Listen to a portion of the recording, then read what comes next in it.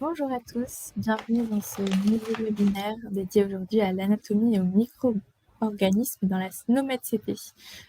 Comme pour tous les webinaires de l'ANS, celui-ci est enregistré et sera disponible en replay. On vous mettra également à disposition le support de présentation.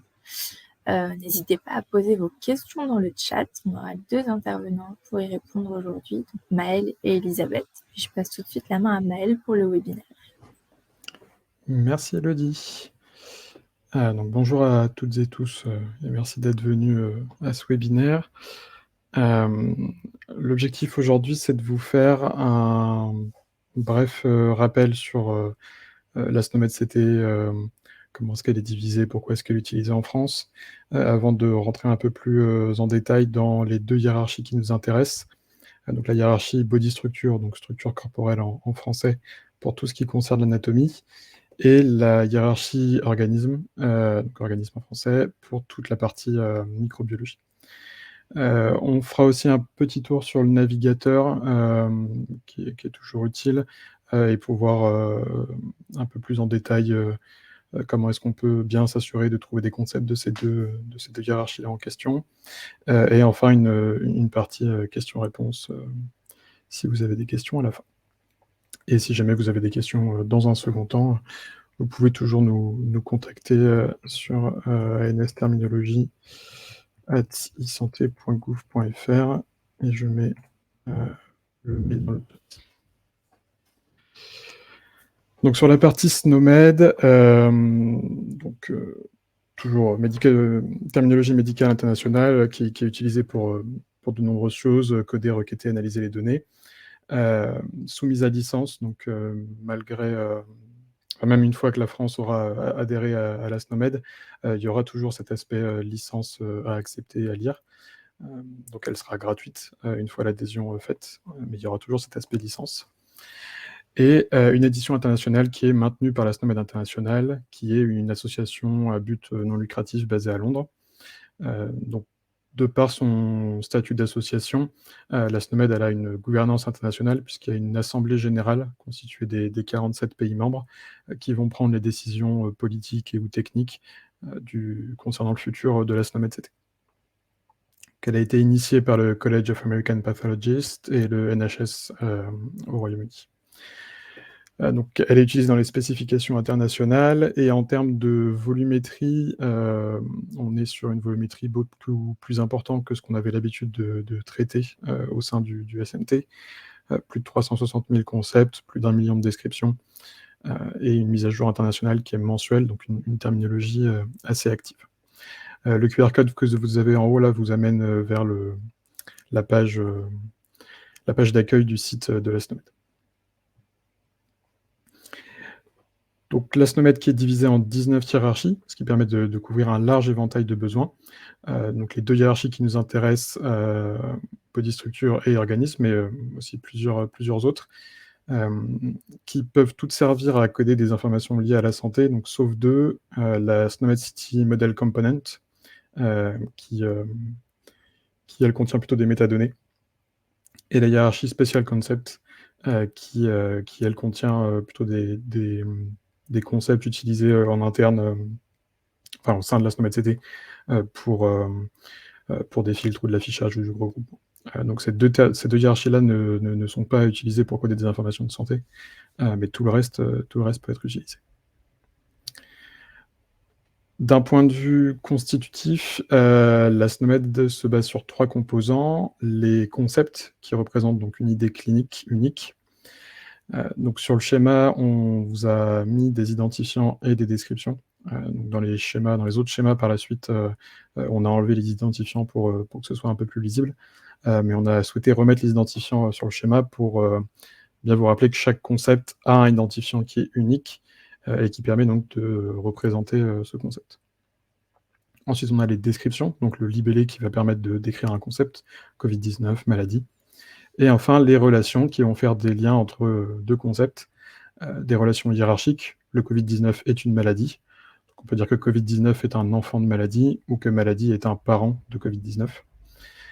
Et des relations non hiérarchiques. Donc le Covid-19, ce n'est pas n'importe quelle maladie, c'est une maladie avec un processus pathologique, qui est un processus infectieux, et un agent causal particulier, qui est le SARS-CoV-2. Au sein de l'ANS, donc, on produit le CISIS, qui est le cadre d'interopérabilité des systèmes d'information de santé, et c'est lui qui va fixer les règles de communication des systèmes de santé, donc dans le secteur médico-social ou le secteur santé. Et pourquoi est-ce qu'on vous parle de ça? Puisque c'est ça qui va driver l'utilisation de la SNOMED en France. Quand on a des données à coder, ce qu'on regarde à l'ANS, c'est savoir si une terminologie est déjà en usage en France. Si c'est le cas, on va éviter tout changement pour que l'impact soit le plus faible possible sur l'écosystème. Et donc, on va réutiliser ce qui est déjà en place et ce qui fonctionne déjà. Si on n'a rien en France, on va passer sur les profils européens. S'il y a déjà des choses en Europe, pareil, on va les utiliser pour éviter une surcharge de travail, avec possiblement une concertation qui amènera à une adoption de la terminologie. Et si on n'a rien côté Europe, il y a une étude et une proposition de plusieurs terminologies qui sont faites par l'écosystème, par l'ANS, pardon, et une concertation plus longue cette fois auprès de l'écosystème pour aboutir une nouvelle fois à l'adoption d'une terminologie qui pourrait être remontée à l'échelle européenne. Et là, vous avez le QR code en bas qui vous amène sur la page du CISIS sur le site de l'ANS. Et donc, pourquoi est-ce qu'on vous parle aujourd'hui de l'anatomie et des micro-organismes? Puisqu'on a fait 2 concertations fin mars 2022 dans le cadre du Ségur, et qui concernaient donc justement l'anatomie et les micro-organismes. L'objectif, c'était de couvrir l'ensemble de l'écosystème qui pouvait être impacté par ces domaines, et de se baser sur des critères qui priorisent les besoins métiers, l'objectif étant toujours de se baser sur des choses, sur des critères objectifs, afin que nous, on puisse faire des recommandations les plus pertinentes et les plus représentatives des besoins de l'écosystème. En termes de décision, au niveau de l'anatomie, donc on a recommandé l'utilisation de la SNOMED-CT pour les données d'anatomie, avec toujours cet aspect approche multiterminologique qui est indispensable. Donc avec par exemple la création d'alignements entre la SNOMED-CT et une autre terminologie, la FME par exemple, ou tout ce qui est CIM. On pourrait voir le tibia SNOMED qui est relié au tibia en CIM, et on remonte ensuite à la fracture du tibia. Et au niveau des micro-organismes, ce qui a été recommandé, et on reviendra un peu plus en détail là-dessus, c'est le NCBI taxonomie et la SNOMED-CT conjointement, avec une création d'alignement. Donc ce projet-là est toujours en cours de cadrage avec l'écosystème, et donc on travaille avec différents représentants de l'écosystème français, avec les sociétés savantes, la Société française de microbiologie par exemple. Et vous retrouvez donc en bas 2 QR codes qui vont vous ramener vers les communiqués de presse qui ont été publiés et qui expliquent un peu plus en détail le pourquoi de ces décisions. Donc toute cette partie nous donne un peu de contexte sur déjà pourquoi est-ce qu'on parle d'anatomie et de micro-organismes dans la SNOMED-CT, et qu'est-ce que la SNOMED-CT rapidement. D'un point de vue anatomie, donc on a dit tout à l'heure, ce qui nous intéresse comme hiérarchie, c'est la hiérarchie body structure, structure corporelle en français, qui représente environ 11% de la terminologie, qui contient plusieurs choses, des structures anatomiques, des anomalies morphologiques, et on descend un peu plus loin avec les structures cellulaires et les cellules. Je vous ai remis des exemples en dessous. Vous avez l'identifiant et le FSN, donc le terme principal. Donc, comme on vient de le dire, en France, c'est la SNOMED-CT qui est recommandée pour coder ces données. Et donc, elle peut être utilisée, cette hiérarchie, pour localiser une maladie ou une procédure, ou pour identifier l'anomalie morphologique qui est liée à une pathologie ou à un symptôme. Il faut par contre faire attention de ne pas utiliser cette hiérarchie pour représenter le résultat d'une constatation ou d'un examen clinique. Là, ce sera plutôt la hiérarchie constatation clinique, ou clinical finding en anglais. Et on va revenir un peu plus en détail là-dessus, justement. Si on prend l'exemple là dans le carré jaune, on voit donc trouble inflammatoire et morphologie d'une inflammation. Donc c'est 2 concepts qui peuvent paraître assez proches, assez similaires. Et en fait, l'un, le trouble inflammatoire, est une constatation clinique, et le deuxième est ce qu'on appelle une structure modifiée sur le plan morphologique. C'est une sous-hiérarchie de la hiérarchie structure corporelle. Donc le médecin, l'infirmier, l'infirmière, enfin le personnel médical va identifier, va observer une morphologie d'une inflammation, et c'est ça qui va lui permettre de déduire qu'il y a un trouble inflammatoire. Si on prend un exemple un peu plus parlant, dans la conjonctivite, avec le concept de la conjonctivite, qui est une maladie qui a une morphologie associée, qui est la morphologie d'une inflammation, on voit bien qu'il y a un lien entre cette constatation clinique et l'anomalie morphologique.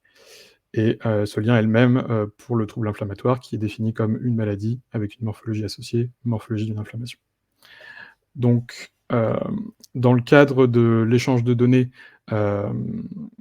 c'est moins, cette notion est moins importante puisque l'échange de données va se faire via les jeux de valeurs qui sont fournis par l'ANS. Donc nos jeux de valeurs, on les aura déjà créés avec les concepts provenant de la bonne hiérarchie, provenant de la bonne terminologie, puisque tout ce qui est constatation clinique, on utilisera plutôt les terminologies de l'OMS. Mais par contre, c'est une notion à bien avoir en tête si jamais un jour vous avez à chercher dans la SNOMED-CT ou à naviguer, que voilà, il faut faire attention à cette notion de constatation clinique et d'anomalie morphologique qui peuvent parfois avoir tendance à se ressembler un peu. D'un point de vue relation, il y a une seule relation qui est utilisée par la hiérarchie SNOMED, la hiérarchie structure corporelle, c'est la relation latéralité. Donc l'oreille gauche, par exemple, a une latéralité de gauche. Et ensuite, il y a 4 relations qui sont en cours d'étude et qui ne sont pas utilisées actuellement, et qui vont permettre d'identifier des sous-parties, en disant qu'une structure corporelle est une sous-partie d'une autre structure corporelle.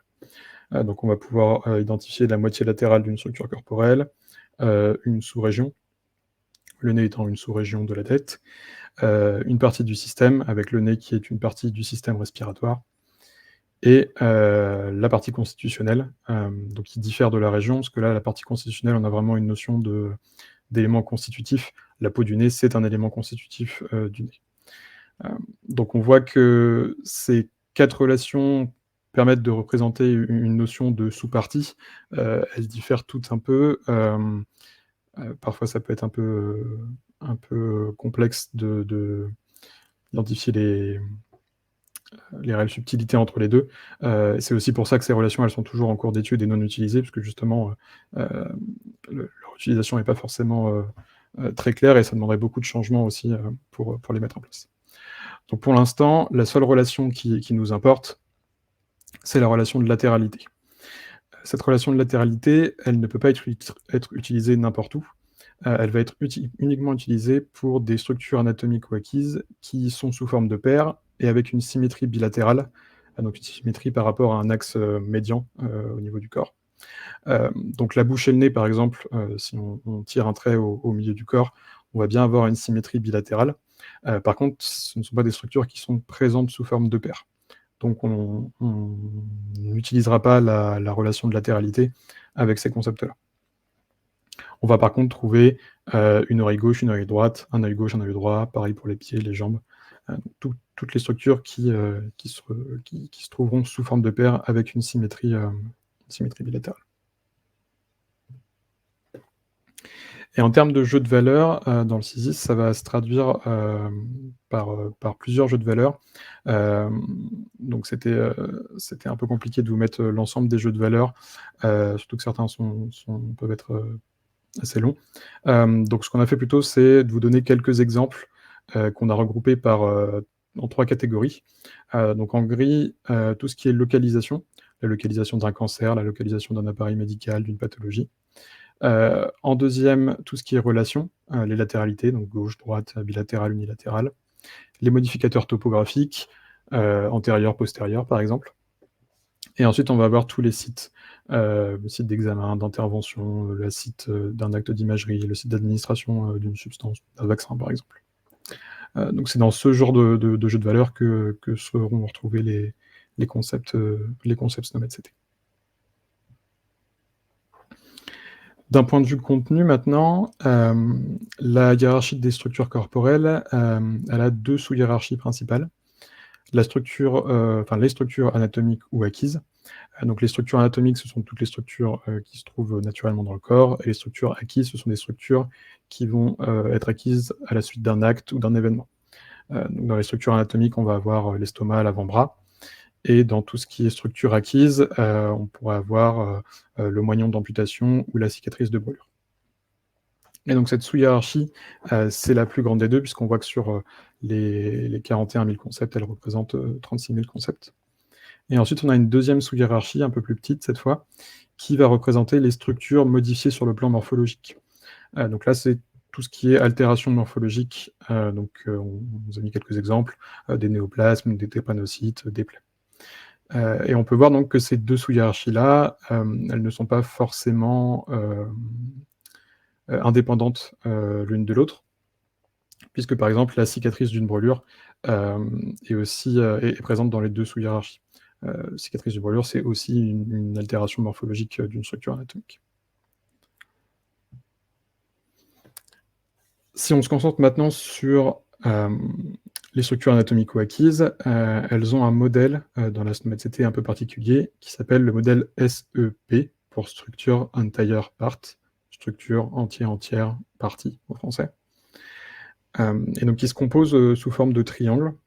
Tout en haut, on va avoir structure, donc la structure du cœur par exemple, qui va représenter tout ou partie de la structure.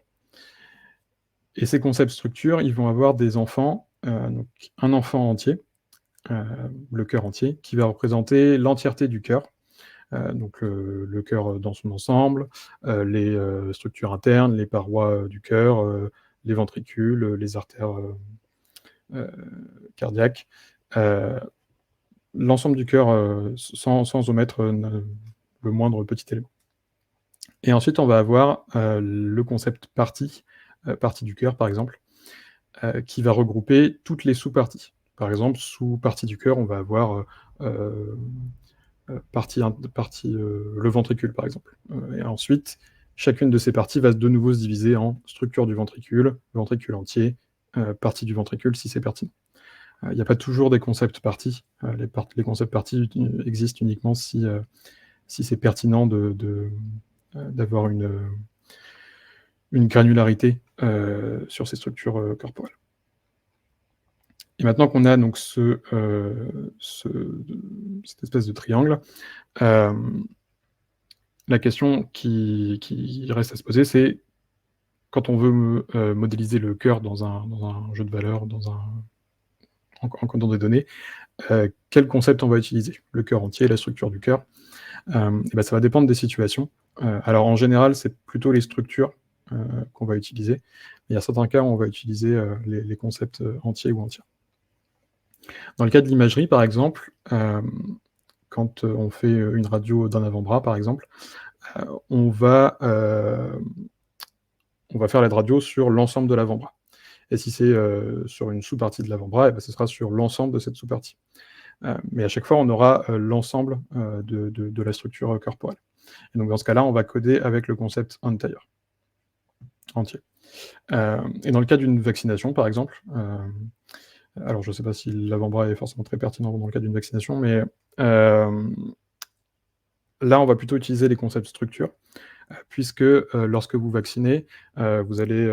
alors déjà, si vous vaccinez, par exemple, dans l'avant-bras, vous pouvez vacciner plus proche du coude, plus proche du poignet. Vous allez enfoncer votre aiguille au niveau de la peau, puis ça va passer par les tissus sous-cutanés, on va arriver aux muscles.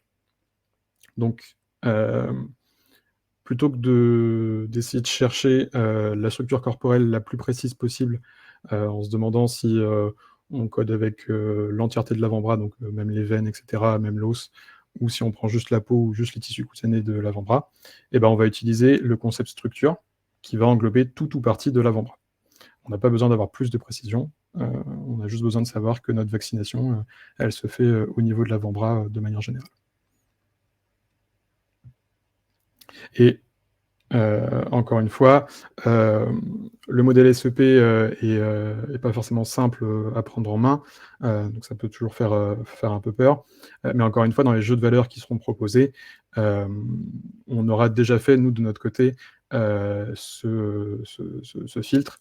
Les jeux de valeurs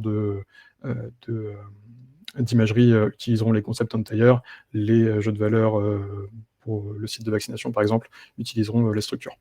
Donc c'est quelque chose à avoir en tête si, de nouveau, vous avez besoin de naviguer dans la SNOMED ou si vous cherchez une structure anatomique et que vous dites « Tiens, c'est bizarre, il y a un cœur entier, une structure du cœur, quelle est la différence entre les deux ?» Voilà, on vous donne l'information, mais dans les jeux de valeurs, évidemment, le choix sera déjà fait. Et pour finir donc sur les structures corporelles, il y a 2 points d'attention à avoir, 2 particularités. Donc la première qui concerne les bras et les jambes et la deuxième, le pouce et les doigts. Donc au niveau des bras et des jambes, la SNOMED-CT pardon, heu, évite, le plus possible d'utiliser les termes, leg et arm, donc bras et jambes, en français. Heu, donc elle va différencier le membre supérieur, qui va comprendre la main, de la partie supérieure du bras, qui va aller donc de l'épaule au coude.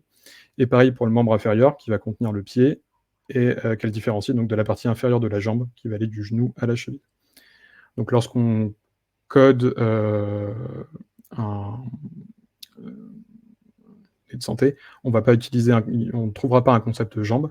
Il faudra, bien s'assurer si on veut représenter le membre inférieur dans son ensemble ou seulement la partie inférieure de la jambe, par exemple.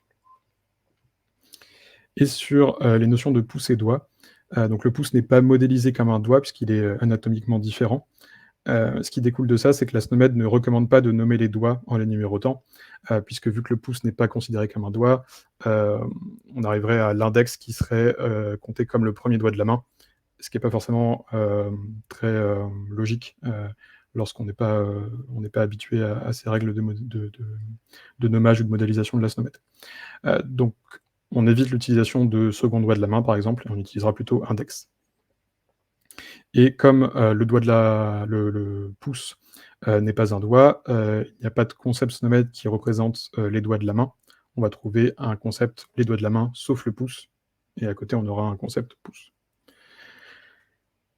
Et donc cette règle de nommage du, second doigt de la main, elle s'applique aussi aux orteils, même si l'hallux lui est modélisé comme les autres doigts du pied.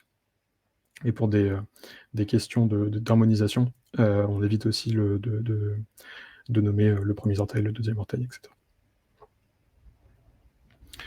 Ça conclut, les informations sur les hiérarchies. Sur la partie organisme qui elle est beaucoup plus, simple, que ce soit en termes de modélisation, qu'en termes de contraintes. Elle est, un peu plus petite que la hiérarchie organisme est un peu plus petite que, la hiérarchie des structures corporelles, donc environ, 33 000 concepts. Et elle contient, donc elle se focalise pas uniquement sur les micro-organismes, on en trouve évidemment, mais on va trouver aussi des animaux, et des plantes. Et donc comme on l'a dit tout à l'heure, la NCBI taxonomie et la SNOMED-CT sont recommandées pour coder, les micro-organismes, donc dans le compte rendu de biologie médicale. Et donc cette hiérarchie, elle peut être utilisée pour représenter, les résultats d'examen dans un compte rendu ou la cause de maladie, à déclaration obligatoire.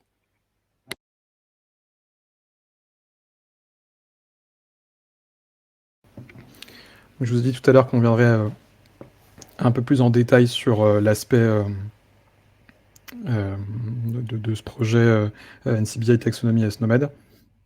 Donc le contexte de cette étude, c'était que, on avait besoin de trouver une terminologie pour coder, les micro-organismes dans le compte rendu de biologie médicale. Il y a plusieurs études et concertations qui ont été faites, pendant 2 ans et qui nous ont permis d'identifier ces 2 terminologies-là. Donc la NCBI taxonomie d'un côté qui, elle, est une terminologie qui est spécialisée, dans les organismes vivants et qui va être plus pertinente pour, les biologistes, les sciences du vivant et qui, a un lien fort avec, tout ce qui est technique de séquençage, technologie, omique, et donc avec le virage technologique qui est en cours, aujourd'hui, en microbio. Côté SNOMED, là on a une terminologie, qui n'est pas spécialisée dans les micro-organismes, mais qui contient une hiérarchie, dédiée aux organismes vivants. Et la SNOMED-CT, elle est plutôt plébiscitée par les industriels, la recherche clinique et il y a une dimension, transdisciplinaire puisque, une fois qu'on a, notre concept, d'organisme et bah, en se baladant avec les relations qu'on a vues tout à l'heure, on va pouvoir aller vers, un concept, maladie, une infection Escherichia coli par exemple et dans cette maladie, on va pouvoir, trouver, par exemple une anomalie morphologique, qui est impactée par, ladite maladie. Et donc on va pouvoir se balader comme ça, dans les différentes hiérarchies, de la SNOMED-CT, en partant, d'un organisme. Et donc parmi les questions qui ont été posées, dans la concertation de microbiologie, enfin de micro-organismes, il y avait cette question qui était: «Avez-vous une préférence entre la NCBI et la SNOMED-CT?» Avec évidemment une argumentation par la suite. Et donc parmi les résultats qu'on a eus, la plupart des résultats étaient neutres et on s'est retrouvé avec un 50-50 entre le NCBI, taxonomie et la SNOMED-CT. Et globalement, l'ensemble des résultats de la consultation étaient du même, donnaient le même résultat, soit des avis neutres, soit un 50-50, puisqu'évidemment, c'est ce qu'on voit dans la description des 2 terminaux. Elles ont des cas d'usage assez différents et des profils d'acteurs assez différents. Donc c'est pour ça qu'il a été retenu la solution de coder avec les 2 terminologies, et donc avec la création d'un mapping.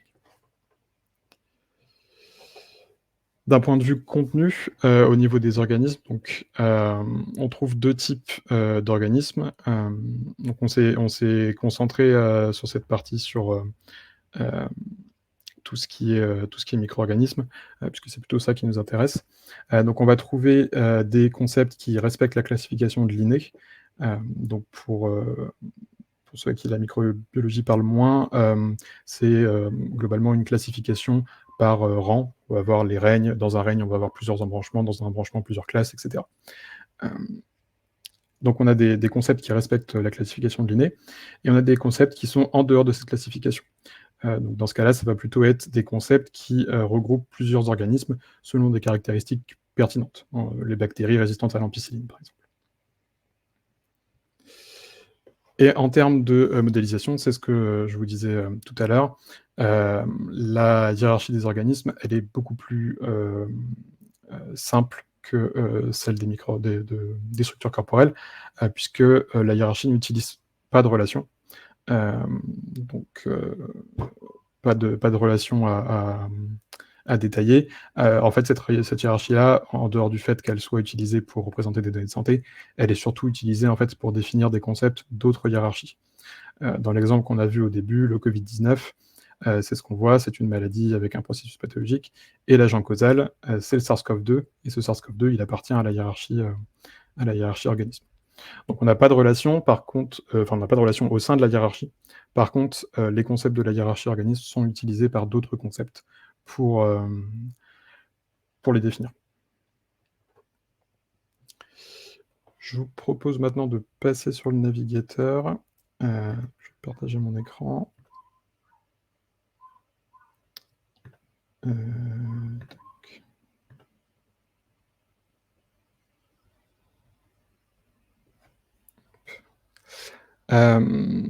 Donc sur le navigateur, vous avez une... alors on va retourner au début.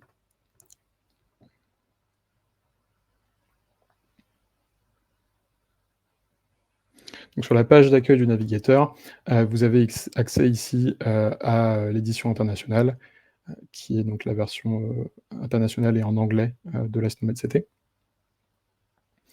Vous avez un onglet taxonomie. Alors on peut changer la langue de l'interface en français.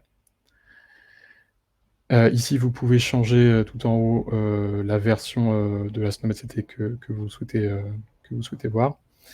À gauche, vous avez un onglet taxonomie qui va vous permettre de vous balader dans la SNOMED-CT, de choisir dans quelle hiérarchie vous allez, et en utilisant les chevrons, de descendre dans la hiérarchie.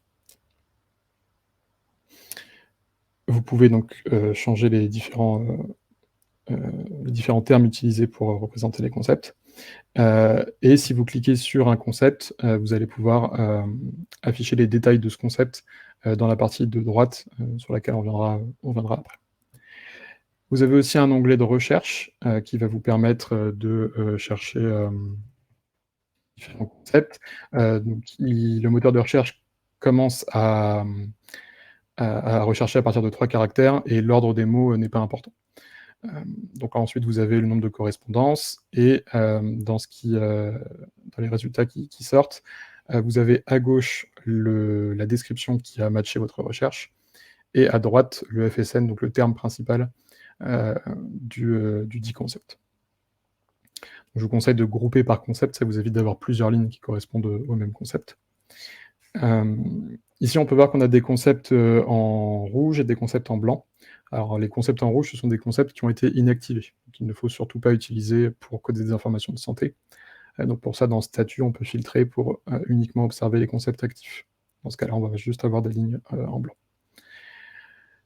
Vous pouvez ensuite filtrer par langue, alors ce qui n'est pas forcément pertinent dans la version internationale puisqu'il n'y a que l'anglais. Et ensuite, vous pouvez filtrer par suffixe sémantique, donc ce qu'on appelle semantic tag en anglais, qui est ce petit mot entre parenthèses à la fin du FSN qui vous permet de représenter à quelle hiérarchie ou sous-hiérarchie appartient un concept. Donc si on cherche des concepts d'organismes,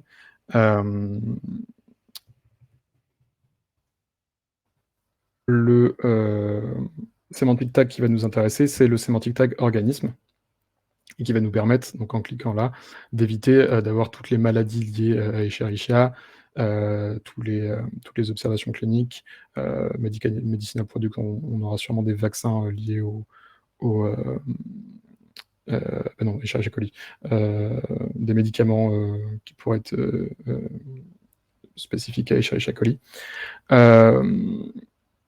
Donc là, en filtrant sur organisme, on va s'assurer que l'ensemble des résultats que l'on a dans la colonne de gauche viennent uniquement de la hiérarchie organisme.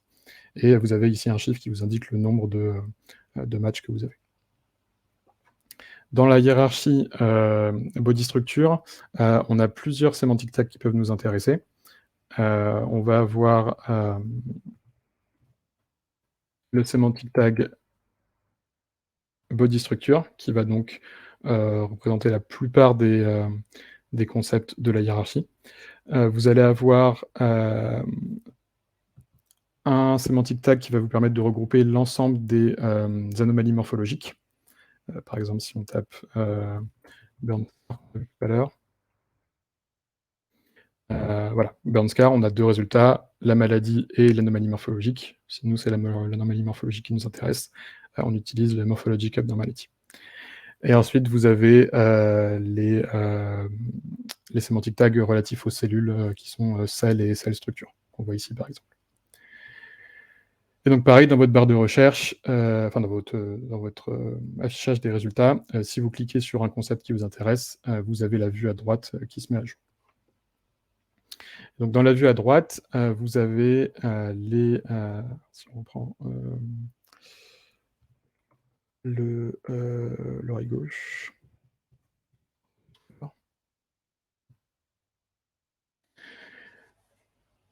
Vous avez donc un carré qui va vous représenter le terme principal, le FSN du concept SNOMED, son identifiant, les différents synonymes, avec leur langue, ici en anglais. Vous avez leurs parents en haut, leurs enfants à droite. Vous pouvez naviguer via les chevrons, comme on a vu tout à l'heure dans la taxonomie. Et dans la vue détaillée, vous avez un peu plus de détails. Là, vous avez, vu qu'on est en version internationale, vous avez les versions anglais, américaines et britanniques qui peuvent parfois différer. Et vous avez les différents symboles, le F pour FSN, le S pour synonyme, avec le niveau d'acceptabilité. Donc là, on sait que c'est le terme préféré, là, on a un synonyme acceptable, etc. Et vous avez une notion de favori aussi, qui peut servir lorsqu'on recherche plusieurs concepts. Donc en tapant sur l'étoile, vous pouvez ajouter un concept dans votre liste de favoris pour le retrouver facilement. Dans la petite flèche à droite, ici, vous pouvez retrouver des liens rapides pour copier directement le FSN ou le terme préféré ou simplement l'identifiant. Et c'est à peu près tout, je pense. Sur la partie navigateur, je ne sais pas s'il y a déjà des questions.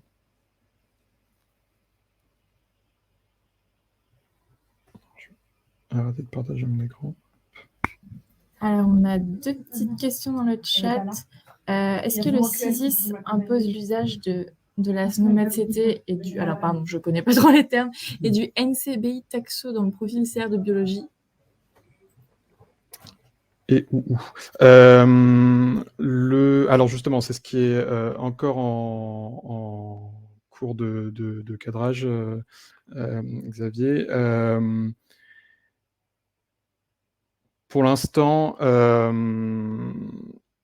les discussions, elles portent surtout sur l'alignement et la façon dont va être abordée cette double codification.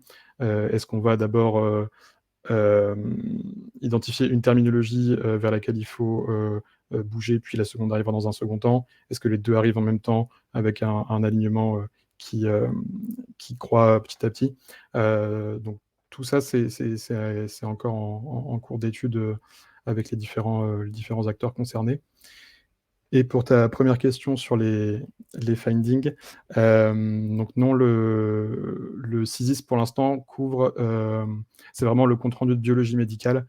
Et donc la plupart des concepts qu'on trouve dans les findings of presence of organism, ça va être ce qu'on appelle des slash lines, et donc qui auront peu d'intérêt d'un point de vue compte rendu de bio, qui sont plus utiles pour les entreprises d'IVD, par exemple, pour les industriels qui développent des outils, mais d'un point de vue compte rendu de bio qui sont moins pertinentes, et donc, qui ne seront pas couvertes.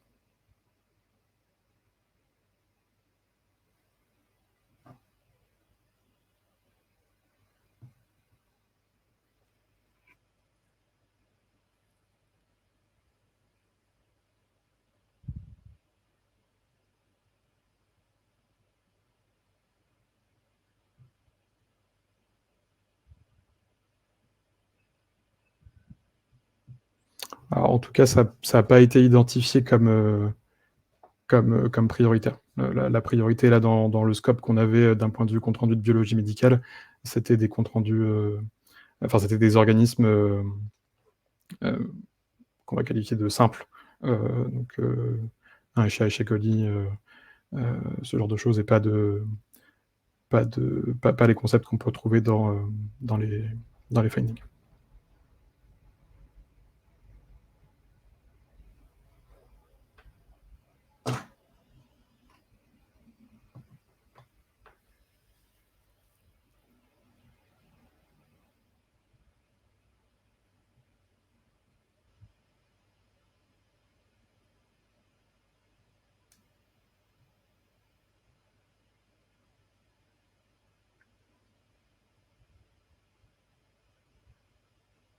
Après, s'il y a une remontée de besoin, alors je ne sais pas exactement où en est ma collègue qui travaille là-dessus, mais s'il y a un besoin, de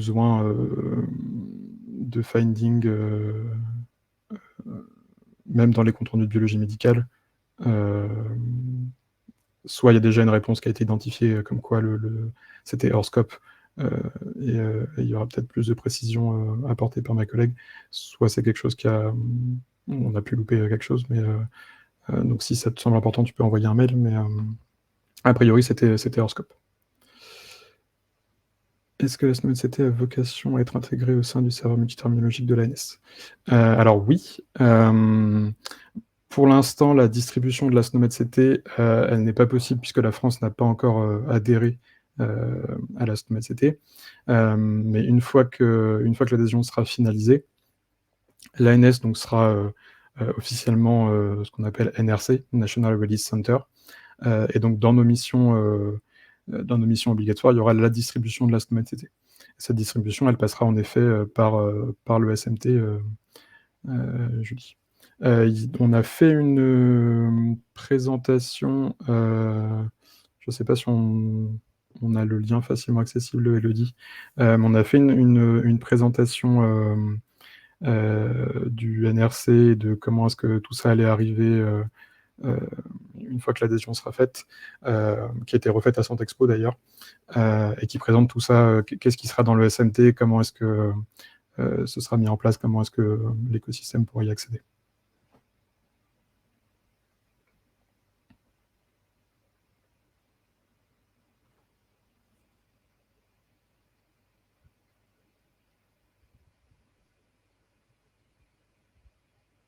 Si jamais vous avez plus de questions sur l'intégration au sein du SMT, vous pouvez aussi nous envoyer ah bah super, merci Elisabeth.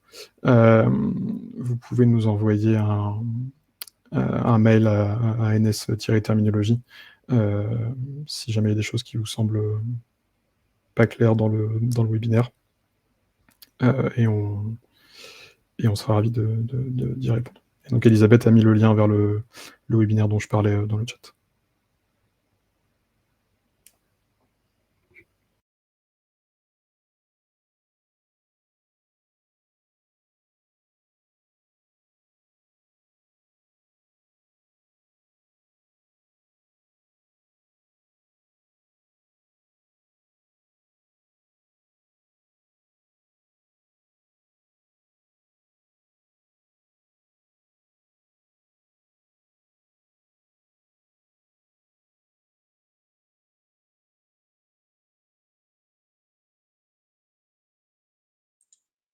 Oui, comme le disait Maëlle, en fait, si vous avez à la fois des besoins de précision ou de formation ou de renseignements complémentaires, n'hésitez pas à nous en faire part et voir également de cas d'usage auxquels vous avez déjà pensé. Parce que c'est des sujets, sur lesquels on peut, se pencher avec vous. Ouais, tout à fait. Et la SNOMED, c'est un sujet assez large et une fois qu'on met le doigt dedans, il y a pas mal de questions qui viennent. Donc on a lancé, nous, ces webinaires d'introduction, de feuille de route, là, sur les cas d'usage Ségur. Mais si jamais il y a des points qu'on n'aborde pas dans les webinaires qui vous semblent importants ou qui vous semblent pour lesquels vous aimeriez plus d'infos, n'hésitez pas à nous les remonter. Si c'est un besoin unique, on pourra vous répondre par mail. Si on voit qu'on a pas mal de demandes sur un même sujet qui revient, on pourra organiser un webinaire en fonction.